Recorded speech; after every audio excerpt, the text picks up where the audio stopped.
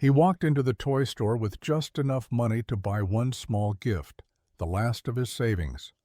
What he didn't know was that the woman behind the counter owned everything in sight.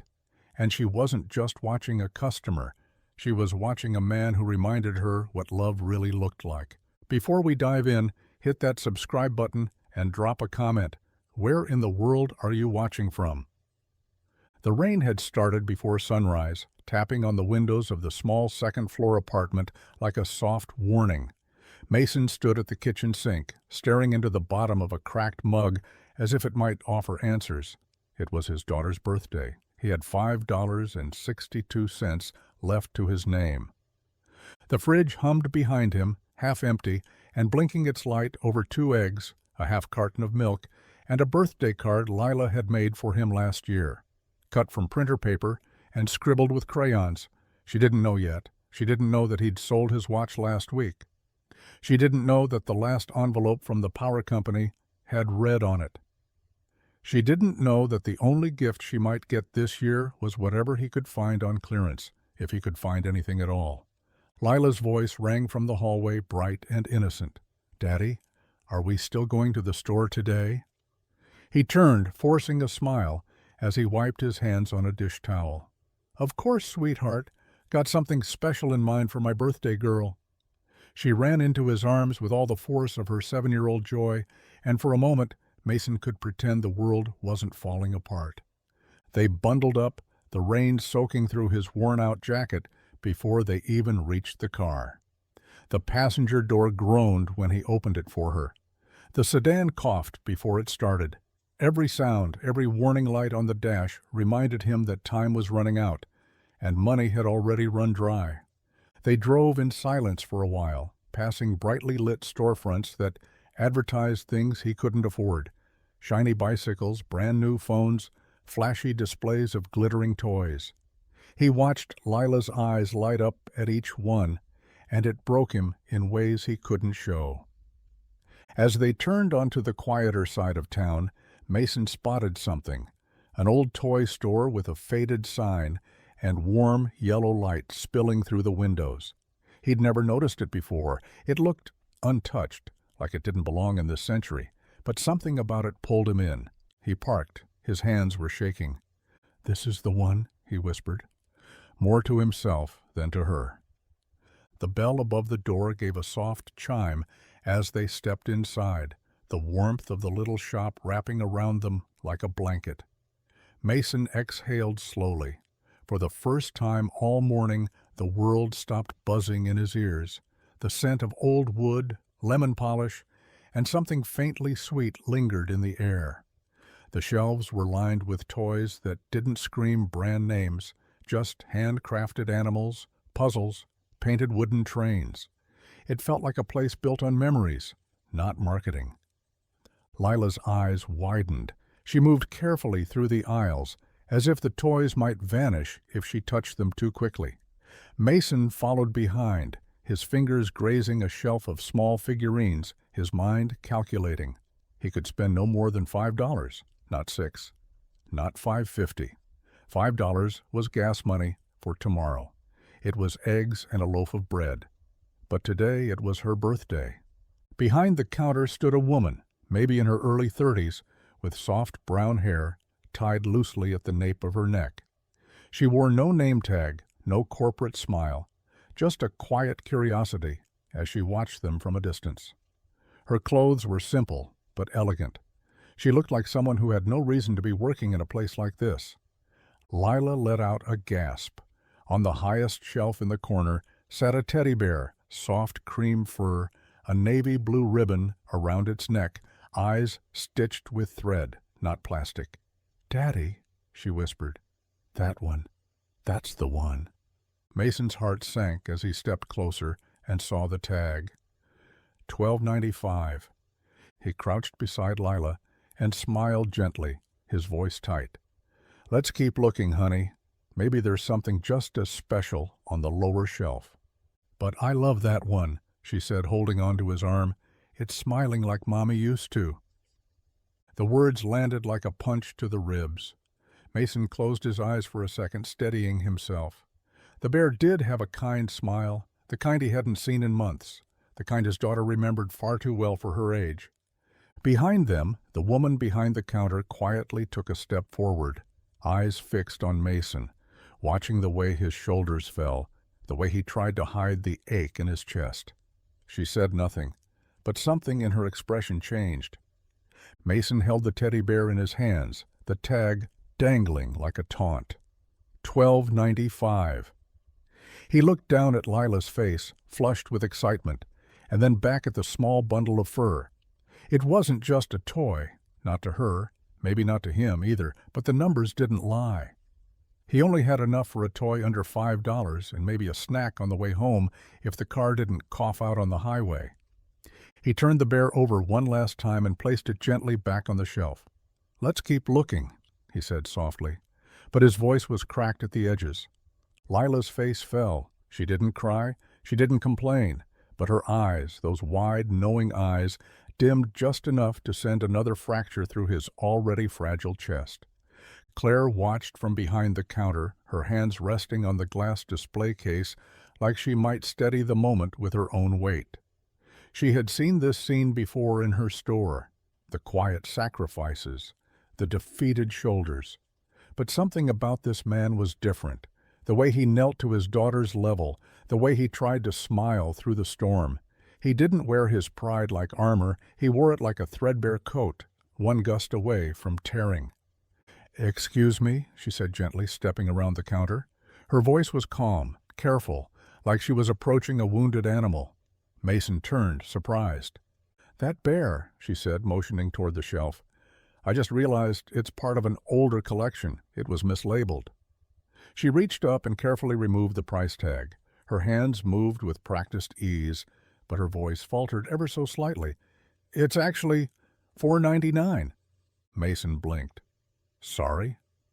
She gave a small shrug. "Happens more than you'd think." He stared at her, unsure if he should believe it, unsure if it was pity or policy. But Lila was already beaming, holding the bear to her chest like it was made of gold. He didn't want to ruin that. "I'll take it," he said, reaching into his wallet and counting out the bills, one crumpled note at a time. Claire nodded, watching him more than the money.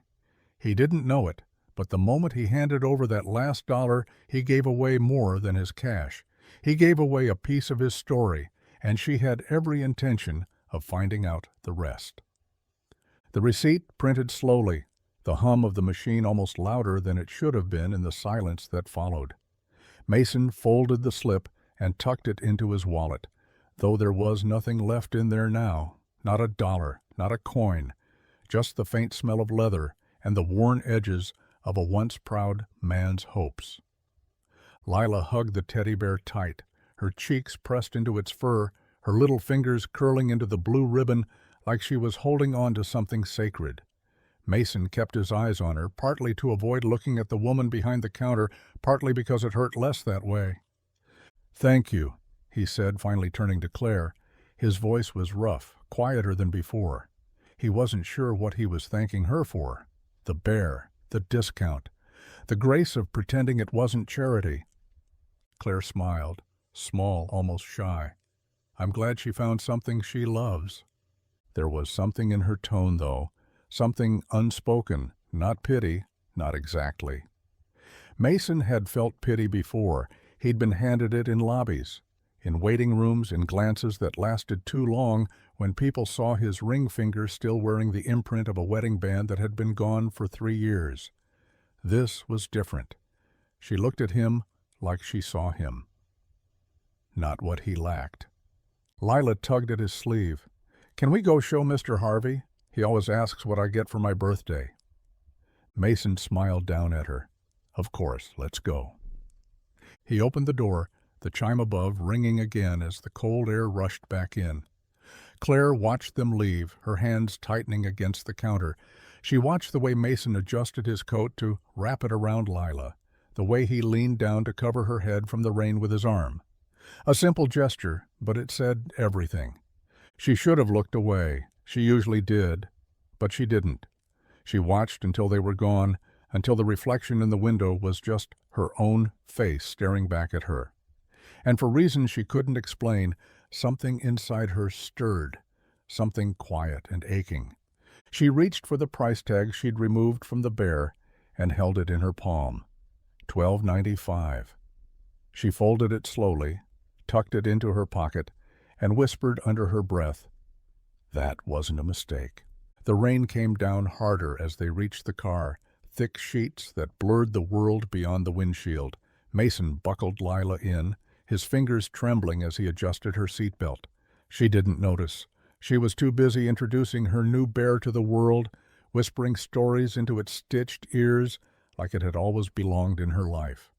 He closed her door and slid into the driver's seat, exhaling as the chill clung to his clothes. The engine hesitated before starting, coughing like a smoker with a grudge.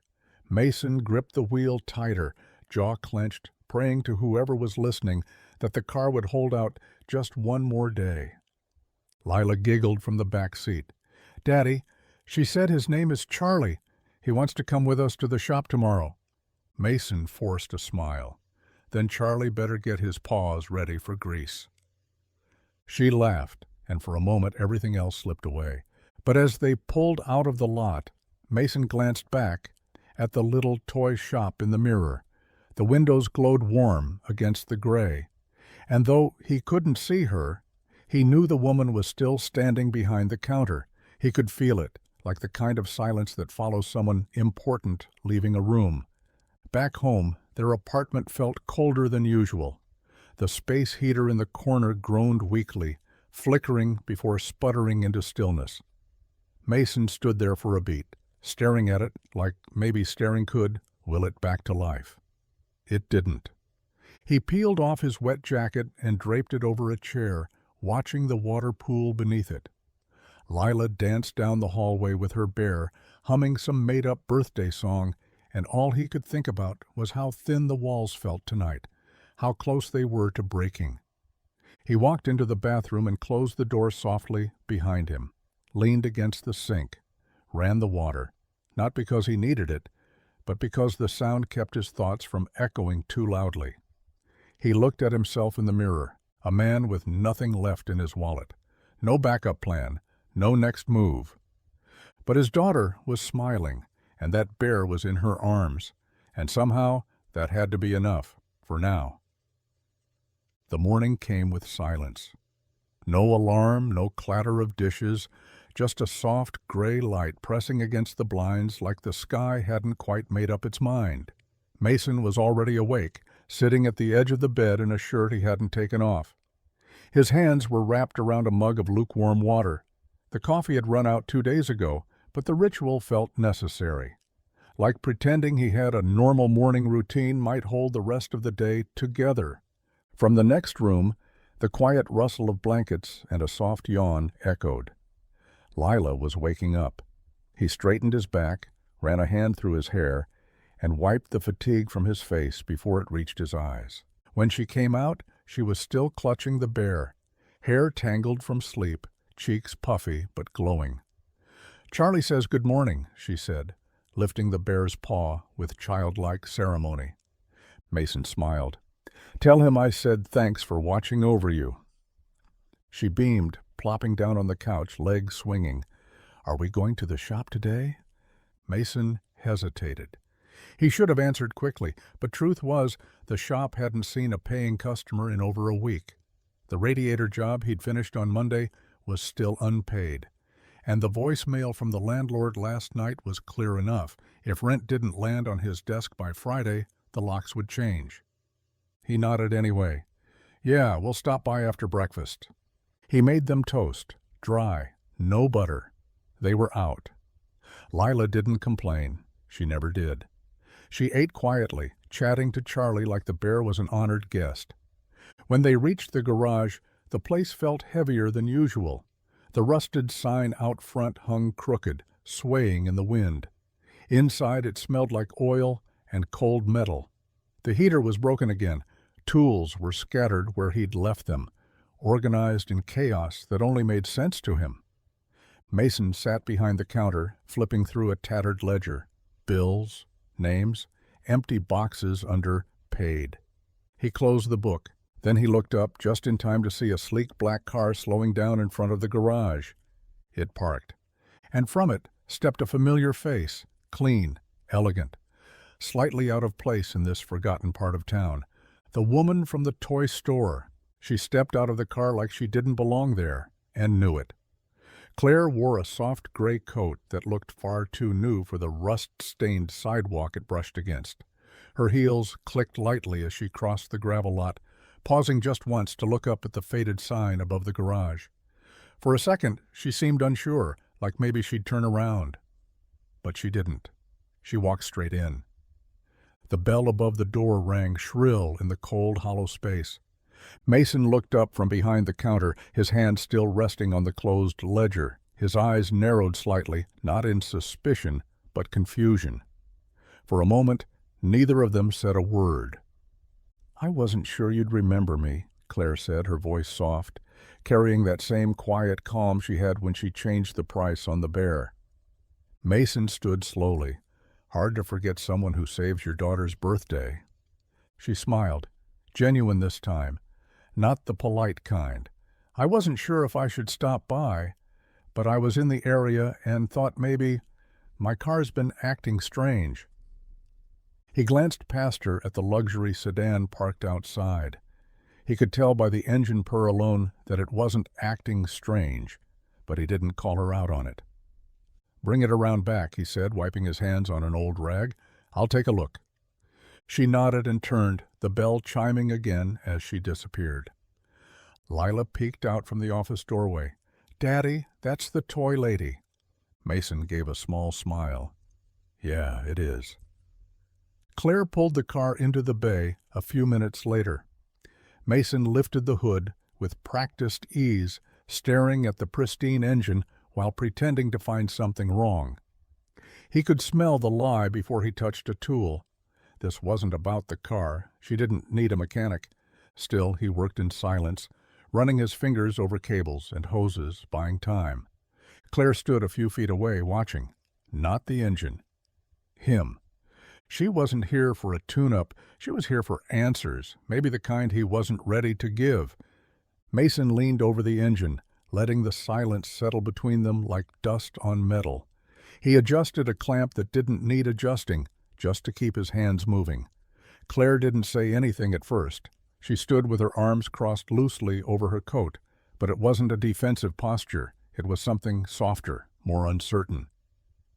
"Your daughter," she finally said, her voice threading through the stillness. "She named the bear Charlie?" He nodded without looking up. Said he smiled like her mom used to. Claire went quiet again. He could feel her watching him, not just glancing, watching. Like she was trying to see past the grease-stained shirt and tired eyes, like she was collecting pieces of a puzzle she didn't understand yet.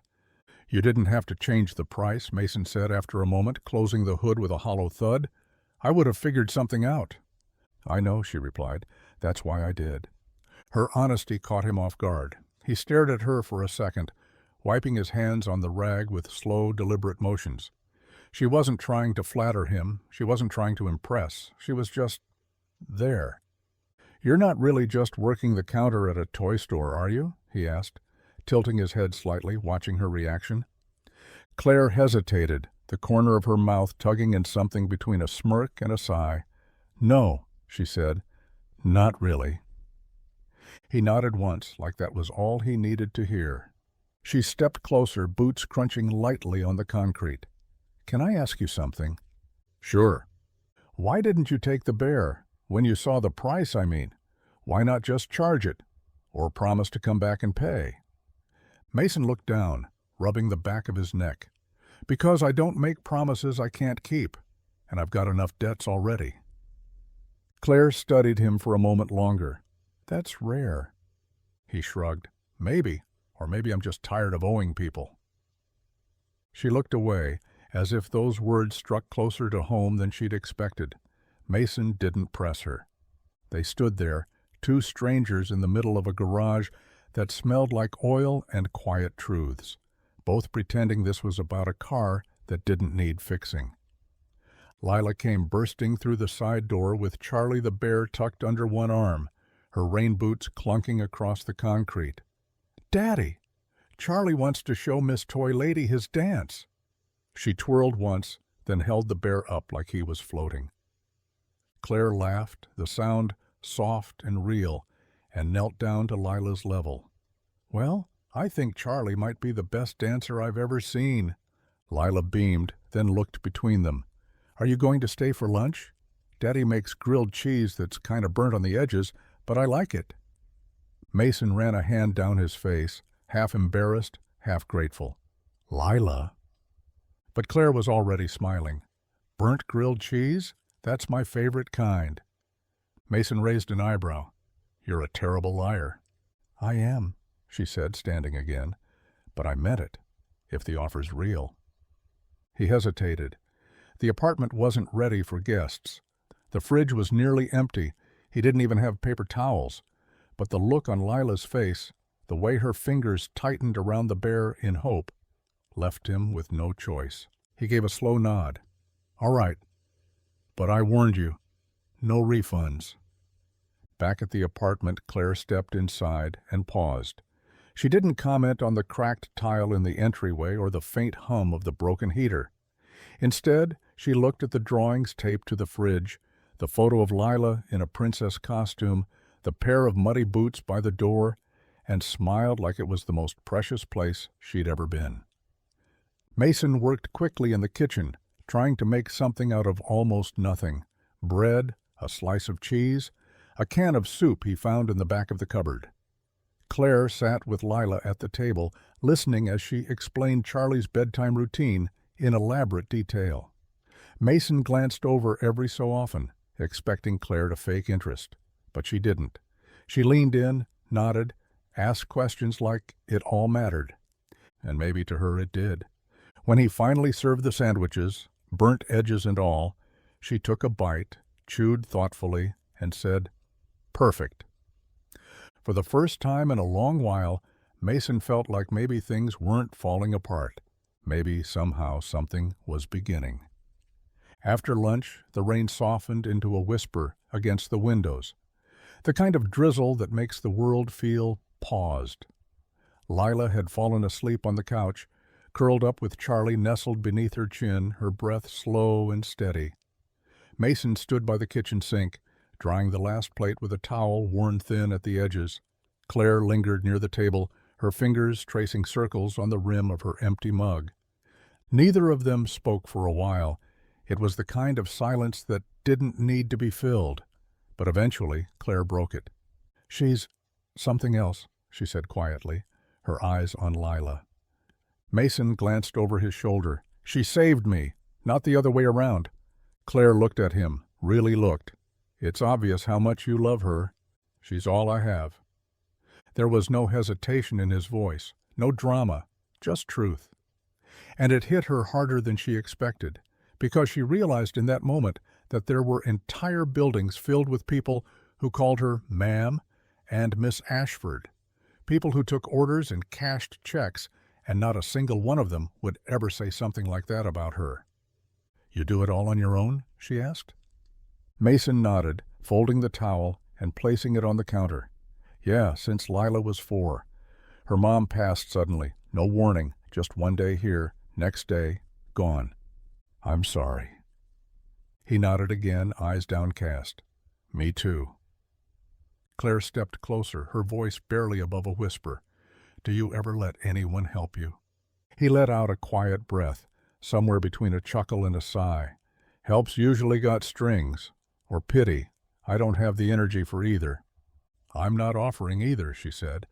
He met her eyes, searching for the catch, the hidden motive, but there wasn't one. "I'm not looking for someone to fix everything," he said slowly. "Just someone who doesn't run when things aren't perfect." Claire tilted her head. "I'm not running." "No," he said, almost surprised by his own voice.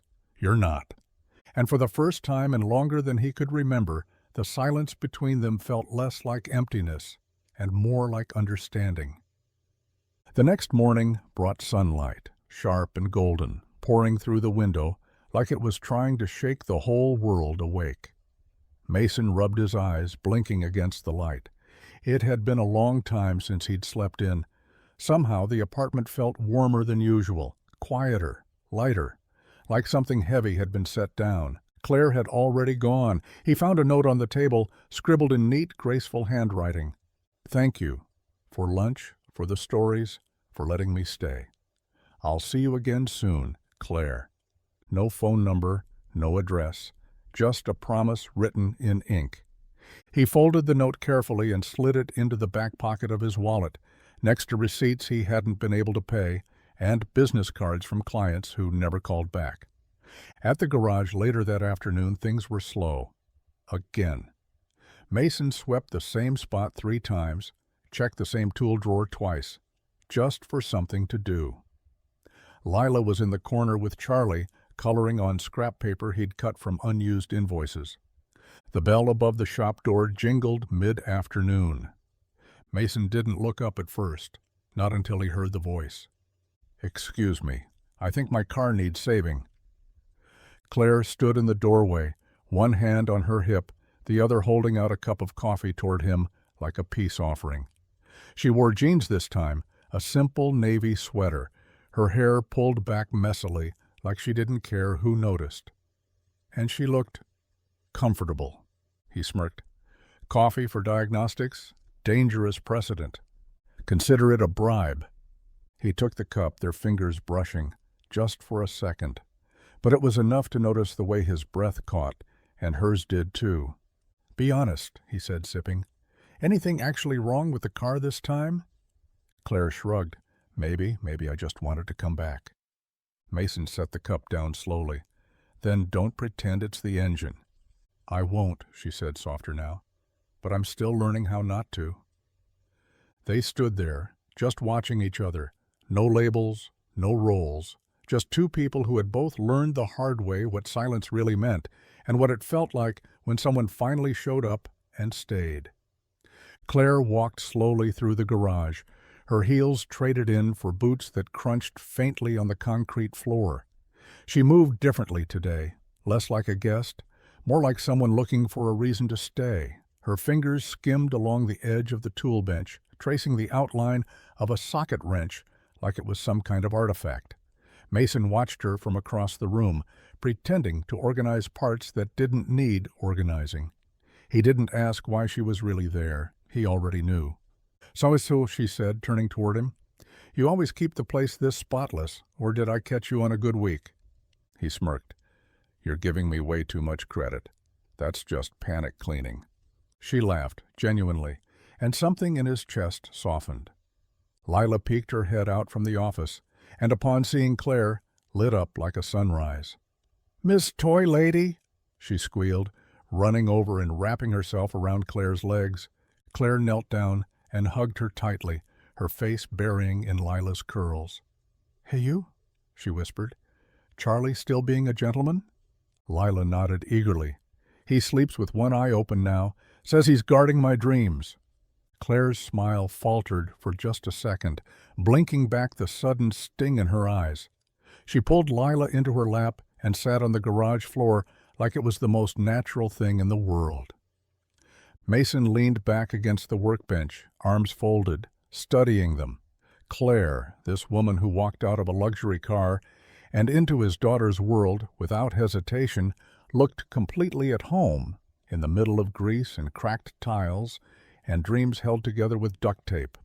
"Why a toy store?" he asked, finally breaking the moment. Claire looked up at him, brushing Lila's hair from her face. "Because I got tired of building things I didn't believe in. Numbers, reports, empty handshakes. I wanted to build something that made people feel something again." "And did you?" Her eyes flicked to Lila, then to him. "I think I just started to." There was no flirtation in her voice, no performance, just truth. And Mason realized something dangerous in that moment. He wasn't just grateful anymore. He was starting to need her. The next morning, the sky was the kind of bright that hurt to look at. Clean and cloudless, like the world had been scrubbed overnight. Mason sat on the edge of the garage roof, legs dangling over the ledge, coffee in one hand, silence in the other. Below, the street buzzed to life slowly. Nothing fast ever happened in this part of town, except maybe the way he'd started thinking about Claire. He hated how natural it felt. She'd only been in their lives for a few days, but something about her had already threaded itself through the edges of his routine. Her laughter still echoed off the garage walls long after she'd left. Her scent still lingered faintly in the air, like perfume clinging to memory. He hadn't told anyone. Who would he tell? Lila didn't understand grown-up things like caution, or fear of losing what little you have left, but he did. He took a sip of the bitter coffee and closed his eyes. The feeling wasn't just attraction, it was danger. The kind of danger that sneaks in through kindness, the kind that makes you believe maybe this time will be different. Maybe she's not like the others who promised to stay. The crunch of gravel broke his thoughts. He leaned forward slightly and spotted Claire stepping out of her car. Again. She carried 2 coffee cups this time and wore a black turtleneck and jeans, like she was trying hard not to look like someone used to marble floors and valet parking. She didn't look up until she was at the door, only to find it locked. Mason climbed down and met her at the entrance, keys in hand. "Twice in 1 week," he said, half a smile pulling at the corners of his mouth. "People are going to start talking." "Let them," she said, handing him one of the coffees. "I can take it." He unlocked the door, their fingers brushing again. Too familiar, too soon. But he didn't move away, and neither did she.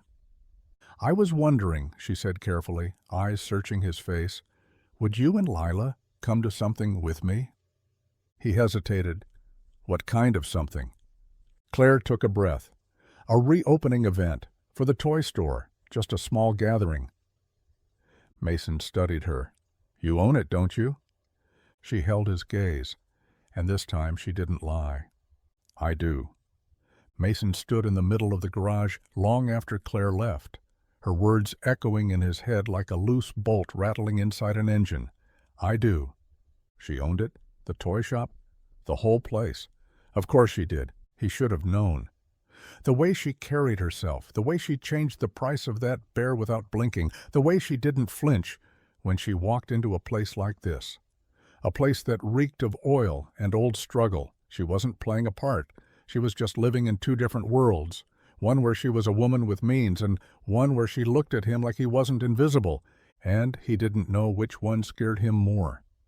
He'd spent years convincing himself that people like Claire didn't exist, at least not for men like him. Not for the ones who smelled like grease and came home with clothes they couldn't afford to replace. Not for the ones who had nothing left to offer but loyalty and time and the kind of love that didn't come with diamonds or getaways. And yet she asked him to come. Lila squealed when he told her, jumped up and down in her socks, clutching Charlie to her chest, already deciding which dress she'd wear.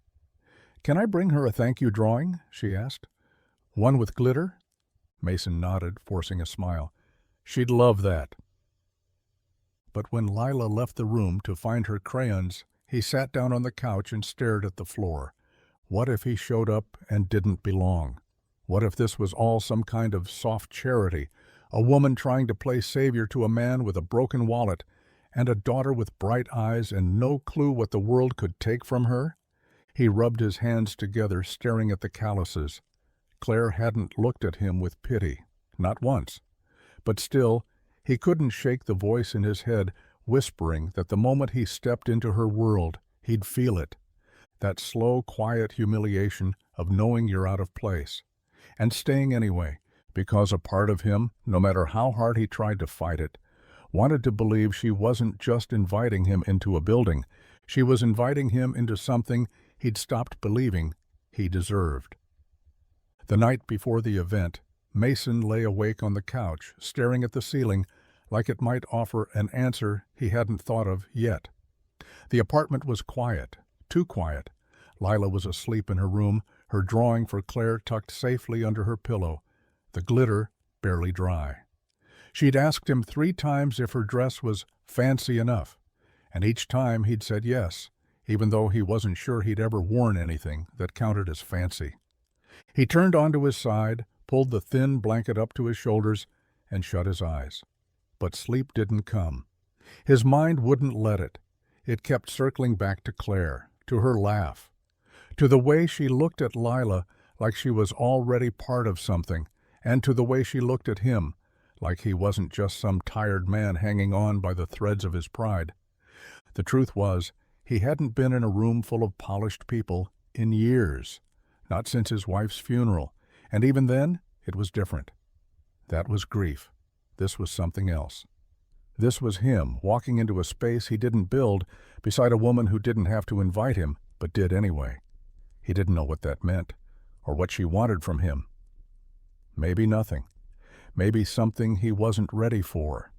But when morning came and he saw Lila standing in her dress, hair brushed, shoes cleaned, her little fingers clinging to Charlie like he was a talisman, he knew he couldn't back out, not now. The toy store looked different when they arrived. The windows were cleaned, the lights inside glowed softer, and music played faintly through speakers mounted above the door. There were balloons tied to the railing, and people, well-dressed people, mingled near the entrance, sipping drinks from glass cups, not paper ones. Mason stepped out of the car and adjusted his collar, suddenly aware of every wrinkle in his shirt, every scuff on his shoes. Lila didn't notice. She just grabbed his hand, her eyes wide with wonder. "Are you nervous, Daddy?" He looked down at her, smiled tightly. "Maybe a little." "Don't be," she whispered, squeezing his fingers. "We're supposed to be here." And he didn't know how she knew that, but in that moment he wanted to believe it.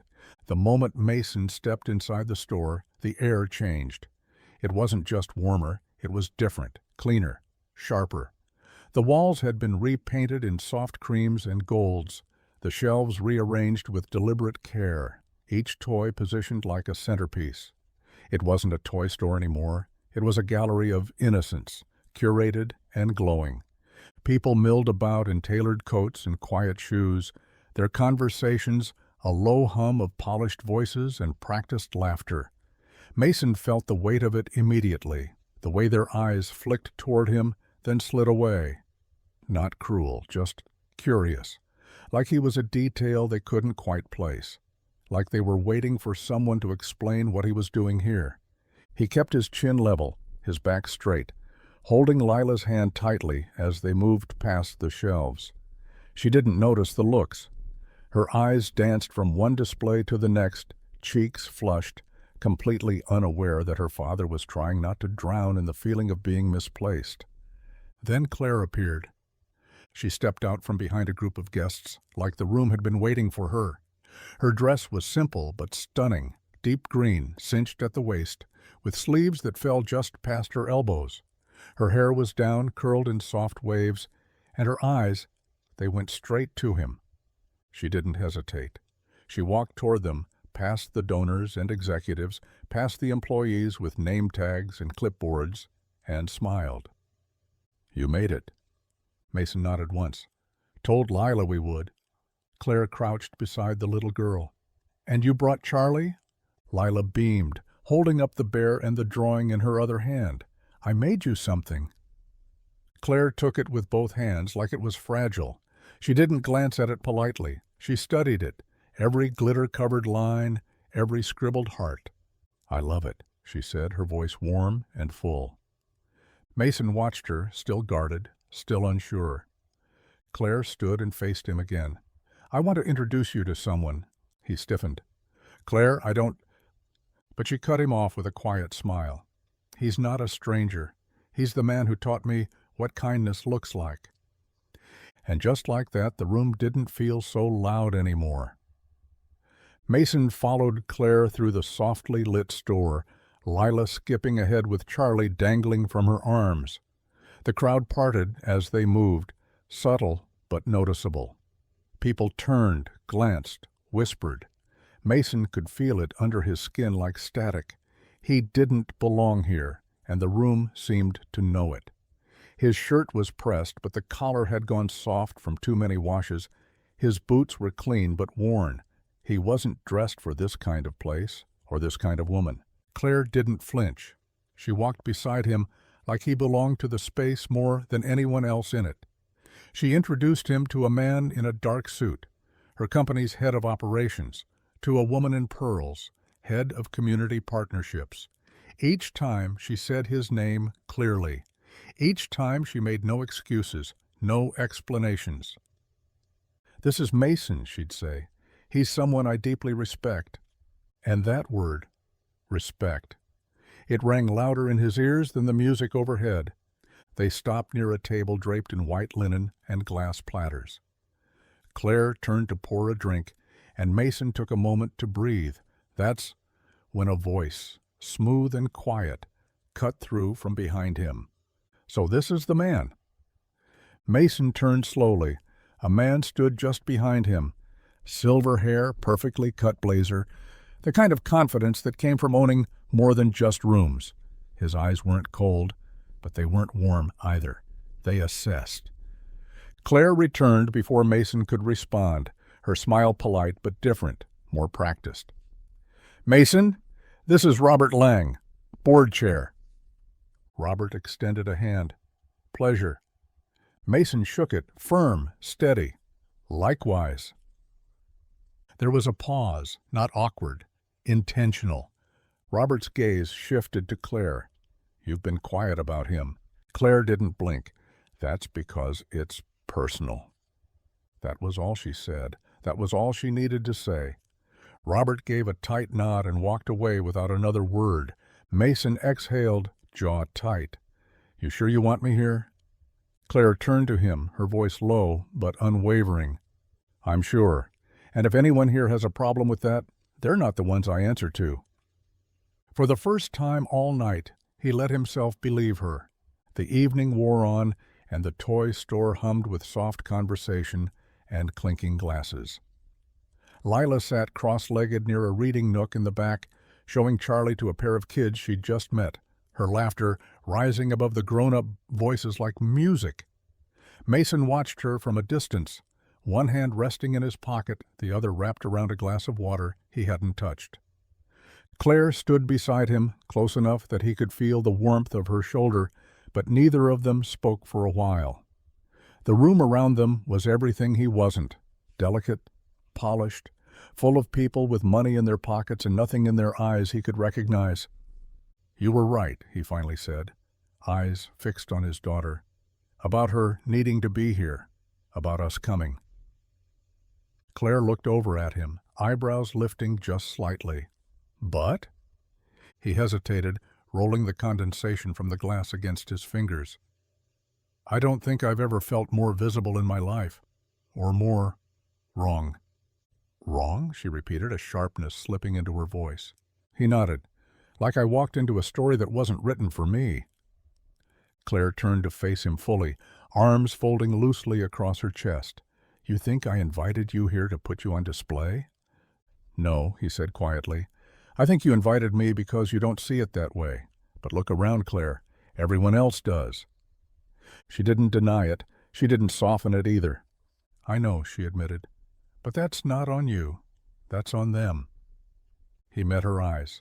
And for the first time he didn't see the calm, confident woman from the shop. He saw someone fighting just as hard as he was, only her battles had walls made of glass instead of rusted steel. "Why does it matter to you?" he asked, not accusing, just tired. "Why me? Why Lila?"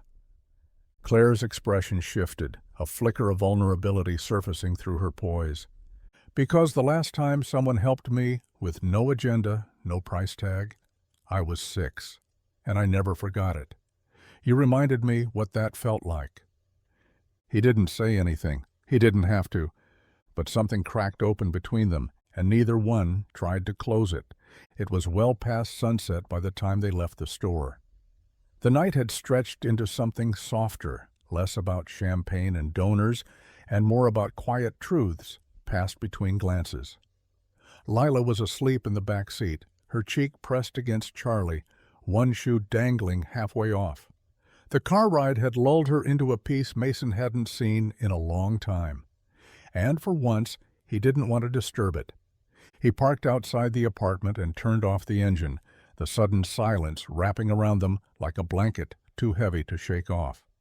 Claire sat beside him in the passenger seat, her coat draped across her lap, the event badge she'd worn now resting on the floor. Neither of them moved to get out. She was proud, Claire said, breaking the quiet. You should have seen her when she showed that drawing to the store manager. Said it was payment for all the kindness. Mason smiled faintly. That sounds like her. Claire looked down at her hands, her voice dropping. You know, I grew up around people who thought kindness was weakness, that helping someone meant they owed you, or that you only give when it gets you something better in return. Sounds familiar, Mason muttered. She turned her head toward him.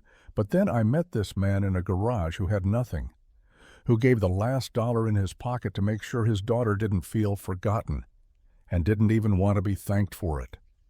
He didn't look at her. He couldn't. Not yet. Claire leaned back against the seat, exhaling through her nose. I don't know what this is yet, what's happening between us, but I do know I don't want it to be a secret. Mason's jaw tightened. Claire, I'm not embarrassed by you. I'm just realistic. You live in a world where people don't see me. They look through me. Then let them, she said, sharper now, but I don't. She reached across the console, her hand brushing his, just enough to ask, not enough to push, and for the first time, he didn't pull away. The next morning, the sky was iron gray, heavy, still, the kind of sky that promised something was coming, but didn't say what. Mason stood in the kitchen, watching the coffee drip into the pot, the faint gurgle the only sound in the apartment. Lila was still asleep, curled under a blanket, her bear tucked against her chest like he was guarding her from the weight of the world. Mason didn't know how to name the feeling inside him. It wasn't fear, not quite. It was deeper than that, more personal. A dull ache in the part of him that still believed good things weren't meant to stay, that the moment you let your guard down, life would find a way to remind you who you really were. He poured the coffee, took a sip, and winced. Burnt. Again. His phone buzzed on the counter. A message. Unknown number. You might want to turn on the news, Channel 7. He frowned, grabbed the remote, and clicked on the old TV balanced precariously on top of the bookshelf. The image flickered before clearing into a morning news panel. A photo filled the screen. Claire, standing in front of the toy store, dressed in green, smiling beside a young girl holding a teddy bear, Lila. The caption below said it all. Heiress Claire Ashford's mysterious +1 raises eyebrows at store reopening event. His name wasn't mentioned, but his face was there just behind Claire's. The camera had caught him mid-smile, unaware, vulnerable, too real, too exposed. He turned the volume up. The anchor was already speculating. Sources say Ashford's appearance with the unknown man was unexpected, sparking questions about the nature of their relationship. While Ashford has historically kept her private life guarded, this marks the first public appearance with, He turned it off. The silence afterward felt louder than the broadcast. He sank into the chair beside the kitchen table and stared at the floor. She hadn't warned him, not about the cameras, not about the fallout, not about the people who would turn something beautiful into something dissected. For a moment the trust between them cracked. And in the quiet that followed, Mason wondered if he was about to lose something he never had the right to hope for in the first place. By the time Claire knocked on his door, the day had already turned sour. The sky had opened up with a cold, relentless rain, the kind that soaks you in seconds and makes the whole world feel like it's unraveling. Mason didn't answer right away. He stood in the living room, staring at the door like it had betrayed him just by letting her knock. She knocked again, softer this time. Then her voice muffled through the wood. "Mason, please." He opened it. Claire stood there, hair damp, makeup barely holding, her coat clinging to her like it didn't belong. She looked smaller in the storm, not fragile, just human. "I saw it," he said before she could speak. "The news, the headlines, the guesses, the commentary."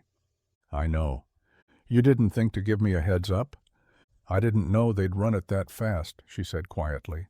"It wasn't supposed to be a story. It was a night. That's all." "Yeah, well," he muttered, stepping aside so she could come in.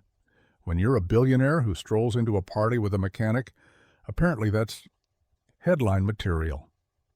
Claire walked in slowly, her eyes flicking to the floor like she didn't know where to begin. "I'm sorry." "That's not what this is about," Mason said, voice low but steady. "It's not about cameras or people whispering. It's about being dragged into a world that doesn't know what it means to leave someone like me behind." "I'm not leaving you behind." "No?" He gestured toward the TV, still on mute, with his face frozen on the screen. "Because it sure feels like I'm being used as some story arc. The mysterious blue-collar guy with the soft eyes and the hard life." "You think I haven't seen this movie before?" Claire stepped closer. "You think I planned this? That I brought you to the store to show you off? I brought you because I wanted you there. I didn't care who saw."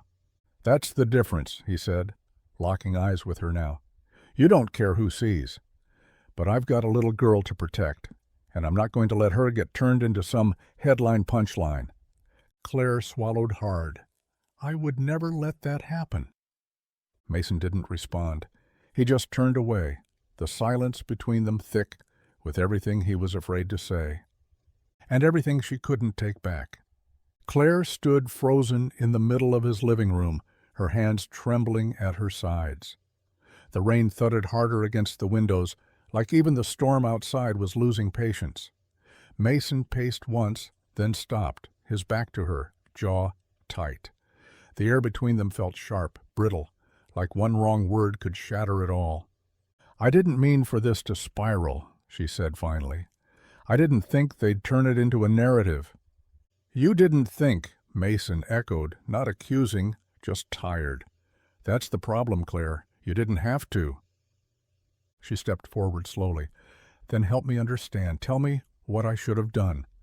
"You should have told me who you really were the first time you walked into my shop," he said, voice quiet but full of weight. "You should have told me before you let my daughter draw you pictures and fall asleep with that bear in her arms, thinking we finally found someone who wasn't going to disappear." "I wasn't hiding," she said, pain threading through her voice. "I was trying to be someone real, for once." Mason turned. "You were real. But this?" He gestured around the room, toward the TV still glowing with frozen headlines. "This is your world bleeding into mine, and I don't get the luxury of pretending it's not messy." Claire looked at him, her eyes brimming now, not just with guilt, but fear.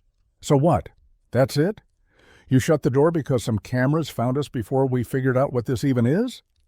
He didn't answer right away. His hands fell to his sides, clenched. "I shut the door," he said carefully, "because I've lived in a world where people leave when it gets inconvenient, where Lila wakes up asking where people went, and I can't, let her feel that again." Claire's voice cracked. "I never planned to leave." "No," he said, the words dry in his throat. "But the thing about people like you is, you don't have to. The world does it for you." She blinked slowly, as if his words had knocked the wind from her chest. Then, without another word, she turned and walked to the door. Mason didn't stop her. And when the door clicked shut, it sounded exactly like the past catching up. The next morning came hollow and gray, not a single beam of sunlight breaking through the clouds. Mason sat alone in the garage, the front bay door half open, letting in the cold air and the sound of tires hissing past on wet asphalt. He hadn't opened the shop properly. He hadn't even flipped the sign. It didn't matter. No one was coming. He stared at the cracked concrete beneath his boots, jaw clenched, knuckles white around a wrench he didn't need. The night before replayed on a loop, Claire standing at his door soaked in rain, her eyes wide and hurt, her voice breaking, and then gone. Just like that. One decision, one line crossed, one silence that should have been filled. He told himself he was doing the right thing, protecting Lila, shielding her from being caught in someone else's orbit, only to be flung out again the moment the story changed. He knew what that looked like. He knew what it felt like to be someone's passing lesson. But it didn't feel like safety this time. It felt like loss. He heard the soft shuffle of footsteps behind him and turned to find Lila, wrapped in her too big hoodie, bare dangling from one hand, sleep still clinging to her eyes. She walked over, sat down beside him, without saying a word. For a long time, they just sat there. Then she asked, "Is Miss Claire mad at us?" Mason swallowed, the words lodged deep. "No, baby, she's not mad. Things just got a little messy." Lila nodded like she understood more than she should. Sometimes when stuff gets messy, it means it's important. He looked at her, surprised. "That what Mommy used to say," she added quietly. "When we dropped the paint on the floor, she didn't yell. She just smiled and said, 'Messy means we tried.'" Mason stared at the floor again, the wrench slipping from his hand. Lila leaned her head on his arm, her voice soft. "I liked when Miss Claire was around. You smiled more." He closed his eyes, jaw tightening. "Me too," he whispered. And that's when he knew. He hadn't shut the door to protect Lila. He'd shut it because he was scared. And now the silence was too loud to ignore. Claire stood in front of the mirror in her office, staring at a reflection that didn't feel like her anymore. The makeup was flawless, the blazer sharp, the heels pristine, but it all felt like a costume now. A mask layered over someone who had, just days ago, knelt on a concrete floor with a little girl and a bear and believed she'd finally found something real. The news cycle had moved on. The story had faded, replaced by stock numbers and new headlines about acquisitions and tech deals. But the photo, that photo, still lived in the corners of the internet, archived and dissected. People had labeled Mason everything from blue-collar hero to charity case. And she hated them all. None of those words belonged to him. They never did. Her phone buzzed on the desk behind her, but she didn't turn around. She knew what it was. Another board member. Another investor. Another person asking if she'd cleared things up. She hadn't answered any of them, because the only voice she wanted to hear hadn't called. A knock came at the door. "Come in," she said, barely above a whisper. Her assistant stepped in, holding an envelope. This came by courier, hand-delivered, no return address. Claire took it with slow hands. The paper was soft, weathered slightly at the edges, familiar. She opened it and unfolded the single sheet inside. It was a child's drawing. Crayon hearts, a bear. A smiling stick figure with a crown labeled Miss Claire. In the corner, written carefully, in pink letters, "Messy means we tried." Claire's breath caught. No note, no name, but she knew who sent it. She pressed the paper to her chest, eyes closing. Something cracked open inside her. A dam held too long, too tightly. The tears came, silent and warm, not from regret, but recognition, the kind that says, "You haven't lost everything yet." She opened her eyes, wiping her cheeks. Then she stood. No more hiding behind schedules, no more letting other people define the story. If Mason was too afraid to step forward, she'd meet him halfway. She was done watching from behind glass. It was time to show up, for real. The garage was almost empty when Claire pulled up. No music played, no chatter, just the metallic echo of a wrench clattering to the floor as Mason looked up and saw her standing there. She stepped out of her car slowly, her heels crunching against gravel and wet leaves. No makeup this time, no curated outfit, just jeans, boots, and a black sweater that hung loose around her shoulders like it didn't know how to carry the weight she'd been holding. Mason straightened but didn't move toward her. He stayed half in shadow, grease smudged on his forearm, jaw set like he was bracing for impact. Claire stopped a few feet away. Close enough to speak, far enough to leave room if he needed it. "I got your letter," she said. He blinked. "I didn't send a letter." She pulled out the drawing from her coat pocket, unfolded it with care, held it up like proof. Seemed like a message. His lips twitched, not quite a smile. "Lila's idea." Claire nodded. "Smart girl." "She gets that from her mom." Another silence stretched between them. Not hostile, not cold, just fragile. Claire took a slow breath. "I didn't come here to apologize again.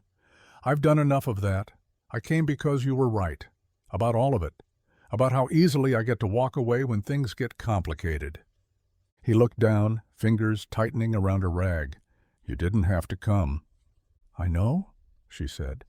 "But I wanted to, and I'm not asking for anything. I just needed you to know. I meant every moment, every word. It wasn't a show. It wasn't charity. I didn't invite you into my world because I wanted to fix yours. I did it because when I was with you, I finally liked mine." That caught him. His eyes flicked up, full of something raw and searching. Claire took one step closer. "If you don't want to open the door again, I'll leave, but I won't pretend it didn't mean something." Mason stared at her, long enough for her breath to hitch. Then, finally, he stepped forward. And this time, he didn't stop halfway. They didn't kiss. Not yet. That would have been too easy, too scripted, like a scene borrowed from a movie that didn't belong to them. Instead, Mason just stood there in front of her, close enough to feel her breath, close enough to see the water still clinging to the strands of her hair. And for a long moment, neither of them said anything. They didn't have to. "I was scared," he admitted finally. The words came low and rough, like they'd been sitting inside him for too long. "Not just of the cameras, not just of your world. I was scared because when something starts to feel real again, it means it can be taken." Claire didn't flinch. "You think I'm going anywhere?" He looked at her, and for once didn't look away. "I think I've lost enough to know it happens when you least expect it." She nodded slowly, stepping forward, bridging the last few inches of space between them. "Then let's not expect it. Let's stop living like it's already gone." He let out a breath, one that sounded more like surrender than relief. And she reached up, carefully, gently, and brushed her fingers against his cheek. It was such a small thing, but it felt like everything, like a promise she didn't need to say out loud. Behind them, the garage lights flickered to life as Lila came bounding through the back door, her shoes soaked from puddles, and Charlie clutched tight in her arms. She froze when she saw Claire, her eyes wide, unsure. Claire turned toward her, crouching down slowly. "Hey!" Lila looked at her dad, then back at Claire. "Are you staying this time?" Claire smiled, soft and sure. "Only if you want me to." Lila didn't answer. She just ran forward and threw her arms around Claire's neck, the bear squished between them. Mason watched it unfold, and the last wall inside him finally cracked.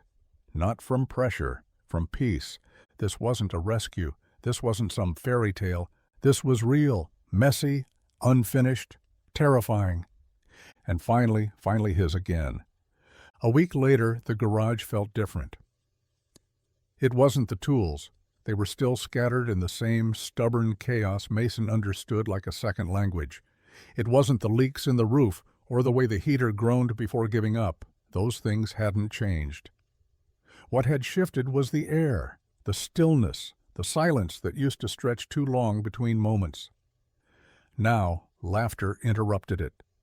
Lila's voice echoing off the walls. Claire's soft hum as she organized bolts without being asked, the smell of burnt grilled cheese sneaking into the office from the hot plate. Mason stood in the center of it all, watching as Claire crouched next to Lila by the tire rack. They were sorting washers into jars, like it was some kind of game. Lila was serious about it, tongue sticking out as she worked, while Claire whispered commentary like a sports announcer narrating a championship match. He should have been used to it by now, the way Claire blended in like she belonged. But he wasn't. It caught him off guard every time.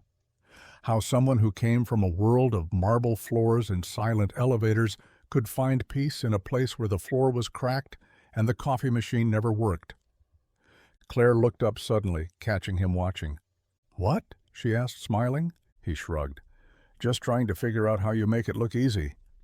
She tilted her head. "What? Sorting hardware?" "No," he said, his voice softer now.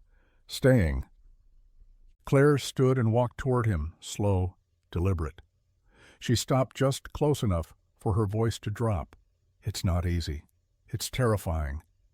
But I'm more afraid of leaving than staying. So I stay." He didn't say anything. He just nodded, the words threading through something deep in him that had been starved for too long.